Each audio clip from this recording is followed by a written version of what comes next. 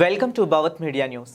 Secunderabad zone greater Hyderabad municipal corporation ఆధ్వర్యంలో summer camp కార్యక్రమం Amberpet play గ్రౌండ్లో ప్రారంభమయ్యాయి. ఈ కార్యక్రమానికి ముఖ్య అతిథిగా MP Anil Kumar Yadav, Amberpet MLA Kaleru Venkatesh, MLC Balmoor Venkat, మాజీ రాజ్యసభ సభ్యుడు వి హనుమంతరావు పాల్గొని జెండా ఊపి సమ్మర్ క్యాంపు ప్రారంభించారు. ఈ సందర్భంగా వి హనుమంతరావు మాట్లాడుతూ ఉచిత వేసవి శిబిరాన్ని విద్యార్థులు సద్వినియోగం చేసుకోవాలని, రాష్ట్ర ముఖ్యమంత్రి రేవంత్ రెడ్డి కోచర్లకు జీతాలను పెంచాలని కోరారు.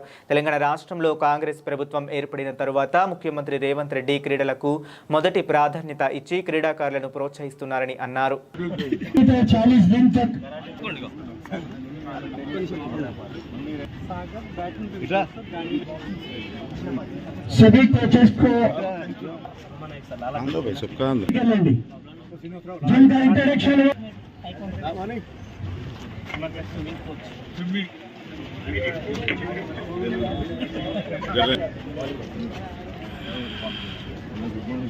సుమారు 40 రోజుల పాటు జరిగే వేసవి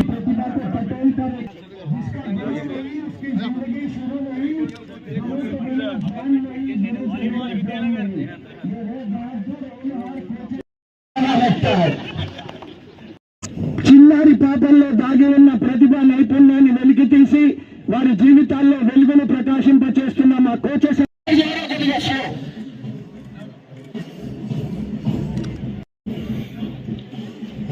स्टार्ट करो।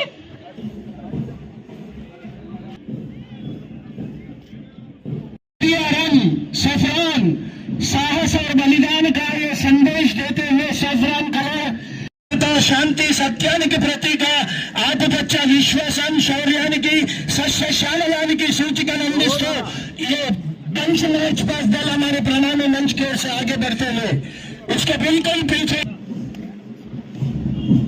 अरविंद छोड़ो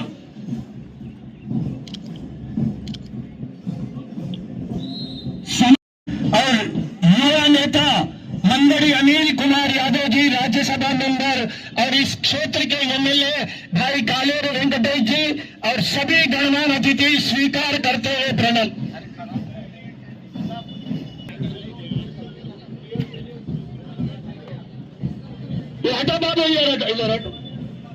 खिलाड़ियों ने हमारे जीएचएमसी समर कैंप में अपना योगदान दिया है। ये सागर गांधीनगर शटल बैडमिंटन के कोच है। फुटबॉल सैयद जावेद भाई अंबरपेट, रवि कुमार अंबरपेट, मनोहर अंबरपेट, आप सबका बहुत बहुत अभिनंदन है। जावेद भाई आपका फुटबॉल में बहुत बड़ा योगदान है।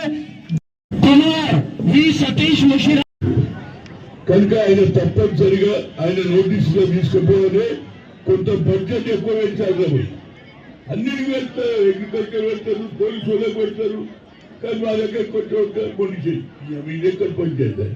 పిల్లలు ఎట్లా పైకి వస్తారు అందరు చెప్తారు. ఫోర్స్ ఉండేవారు మా ముఖ్యమంత్రికి ఈ బడ్జెట్ లో తప్పనిసరిగా ఎక్కువ పెంచి ఇంకా ఎక్కువ పెంచాలి. పెంచినప్పుడు ఏదైతే కోచెస్ వస్తారు వాళ్ళు కూడా కోచింగ్ చేస్తారు. ఇంకోటి మాట చెప్తున్నారు, ఇలాంటి గేమ్స్ అయినప్పుడు ప్రజలకు తెలియాలంటే మన ఇన్ఫర్మేషన్ డిపార్ట్మెంట్ నుంచి మనిషి రావాలండి. ఎందుకంటే వివిధ విధాల టీవీ ఛానల్స్ ఉన్నాయి, వివిధ పేపర్లు ఉన్నాయి. కానీ ఇన్ఫర్మేషన్ డిపార్ట్మెంట్ పనిచేయాలి. ఇన్ఫర్మేషన్ వచ్చినానే దూయిస్తారు, లేకుండా దూయిస్తారు. కానీ డిపార్ట్మెంట్ కూడా చేయకపోతే అది మాకు పార్టీకి నష్టమైందని, ప్రభుత్వానికి నష్టమైంది. ఏదైనా తప్పనిసరిగా ఇక్కడ ఈ గ్రౌండ్ కూడా ఒక విషయం చెప్పదలుచుకున్నా. ఈ గ్రౌండ్ కాపాడడానికి ఆ రోజుల్లో రానియకపోతే గొడవ జరిగింది, తలగబెట్టడం జరిగింది, స్కూలు అన్ని కాదు. ఆ తర్వాత ముఖ్యమంత్రి గారికి మీరు నివేదిక ఇచ్చాం. నేను మరీ చెన్నారెడ్డికి నా హృదయపూర్వక ధన్యవాదాలు. చనిపోయింది కానీ ఆయన బసాల్ మాకు ఇక ఫ్యూచర్ లేదు, ఇక్కడ పోలీస్ గ్రౌండే లేకపోతే మాకు గ్రౌండే లేదు అంటే ఆయన గ్రౌండ్ ఇచ్చింది కాబట్టి ఆయనకు ధన్యవాదాలు. అప్పటి నుంచి ఇది కేవలం స్వేచ్ఛ కాదు, ఏది పండుగలు వస్తే కూడా, దసరా వస్తే, రంజాన్ వస్తే అందరికి ఉపయోగపడుతుంది. రాజకీయాలకు అతీతంగా ఇది దాన్ని కూడా నా బడ్జెట్ లో శాంక్షన్ చేసి చేయించాను. ఇక నా ఉద్దేశం ఏమిటంటే కొత్తగా నేర్చుకున్నటువంటి స్పోర్ట్స్ పిల్లలకు ఒక అవకాశం. ఎందుకంటే స్కూల్ ఉన్నాయి, కాలేజీలు ఉన్నాయి. ఈ నెల 2 నెలలు 1 మంత్ పిల్లలు ఆడుకుంటే వారికి ఫ్యూచర్ లో ఆడుకోవాలనే ఆలోచన చేస్తున్నాం. నేను ఇప్పుడు చూసినటువంటి డిసిప్లిన్ చూస్తే అన్నిటికంటే ప్రాధాన్యత కరాటే. ఎవరు చూడు ఇంత చిన్న పిల్ల కూడా తిప్పుతా ఉన్నది ఇట్లా ఇట్లా. అంటే సెల్ఫ్ ని కాపాడుకోవడానికి ఎవడన్నా మనం ఏదో చేయి చేస్తే వాటిని ఏ విధంగా అడ్డుపడాలనేది వీళ్ళందరూ ఆలోచన. ఇకపోతే నేను గవర్నమెంట్ నుంచి ఒక రిక్వెస్ట్ చేస్తున్న దివాకర్ గారు, ఇక్కడ ఉన్నటువంటి ఎంపీ కానీ ఎమ్మెల్సీ కానీ ముఖ్యమంత్రి నోటీస్ కు తేవాలి. ఎందుకంటే ఆయన మొట్టమొదటిసారిగా ఈ రాష్ట్రానికి ముఖ్యమంత్రి అయిన వెంటనే స్పోర్ట్స్ సిటీ చేస్తాడని యావత్ భారతదేశంలో ఎవరు చేయలేదు. అది ఎక్కువగా నేషనల్ లెవెల్ పటియాలలో ఉన్నది. ఆ పటియాల తర్వాత మన తెలంగాణ ఫస్ట్ స్పోర్ట్స్ సిటీ అంటే ఆయనకు స్పోర్ట్స్ ఇంట్రెస్ట్. అందుకు ఫుట్బాల్ కూడా ఉప్పల్ స్టేడియంలో రాజీవ్ గాంధీ ఆయన ఆడడం జరిగింది.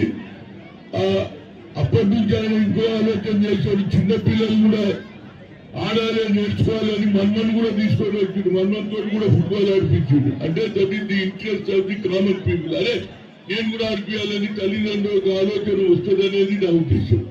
ఇకపోతే ఇవాళ చూసిన ఎన్ని డిసిప్లిన్ చూసినాడు, boxing, carrom, chess, cricket, football, gymnastic చెప్తున్నా అన్ని బాగున్నాయి. కానీ మా కోచెస్ కు అంతమంది సరిపోయేటోళ్ళు పిల్లలను పంపించారు. కానీ అంతమంది కోచెస్ అయితే నాకు కనిపించలేదు. వాలీబాల్ ఎక్కువ కనిపించారు, కరాటేలో కనిపించారు. ఇక మీ దగ్గర కోచెస్ ఉన్నారో లేదో నాకు తెలియదు. దానికి కారణం ఏంటంటే మీ తప్పేం కాదు. ఇవాళ నేను ముఖ్యమంత్రి గారికి అదేవిధంగా స్పోర్ట్స్ చైర్మన్ అయినటువంటి మా రెడ్డి గారు ఎవరైతున్నారో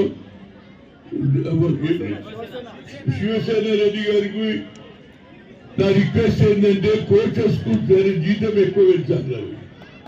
తక్కువ జీతం పెంచాలి. పొద్దున్నే రావాలి, భార్య పిల్లలు ఉంటారు, వాళ్ళని చూసుకోవాలి, మళ్ళీ ఇంటికి రావాలి. కనుక కొందరు వస్తున్నారు, కొందరు వస్తలేరు. నాకు అది కూడా తెలుసు. మాకు అన్ని చెప్పినా కోచెస్ వస్తలేడు అంటున్నాడు. కనుక కలిగి చెప్పి నేను ఇంటికి వచ్చేసిన అంటారు పిల్లలు. కనుక కోచెస్ కు రావాలి. అదేవిధంగా ఎన్నో విధాలుగా స్పోర్ట్స్ అంటే నాకు కూడా మొదటి నుంచి ఇంట్రెస్ట్. కానీ ఎవరైతే స్పోర్ట్స్ లలో కూడా కొన్ని సంవత్సరాలు పనిచేసి ఆటలాడి తినేటందుకు కూడా తిండి లేదు వాళ్ళకు కూడా దుకాణాలు ముఖ్యమంత్రి గారు. ఎందుకంటే ఎంకరేజ్మెంట్ వాళ్ళ టైంలో ఆడిండు. ఇవాళ వాళ్ళ పరిస్థితి బాగలేదు.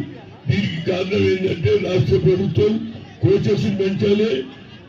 ఇండోర్ స్టేడియం ఎప్పటి నుంచి పని అవుతుంది, ఇప్పటిదాకా పని పూర్తి అయిపోలేదు. ఆటలు ఎట్లా ఆడతారు అయినప్పుడు ఏమైంది దివాకర్ గారు? మరి ఇమీడియట్ గా ఆ గ్రౌండ్ బాగా చేయాలి. ఇక్కడే కాదు, సికింద్రాబాద్ డివిజన్ లో ఎక్కడెక్కడైతే ఆపర్చునిటీ ఉందో, సిటీలో ఎక్కడెక్కడ ఆపర్చునిటీ ఉందో దాని దృష్టికి రండి. నేను ముఖ్యమంత్రి గారికి చెప్తాను, సార్ రియల్ గా మీ ఇంట్రెస్ట్ కాపాడాలంటే మొదలు హైదరాబాద్ లో ఉన్నటువంటి స్పోర్ట్స్ మెన్ మీరు టాలెంట్ ఉన్న వాళ్ళకి మీరు ఎంకరేజ్ చేసి గ్రౌండ్ ఫెసిలిటీస్ ఇచ్చి మంచి కోచెస్ పెడితే పిల్లలు తయారవుతారు. కనుక దాని గురించి ఏదైనా సమ్మర్ క్యాంపులో అన్నిటికంటే నా ముఖ్యంగా మా మీడియా మిత్రులకు పొలిటికల్ గా రంగానే మొదలు వచ్చేస్తారు. హనుమంతన నీకు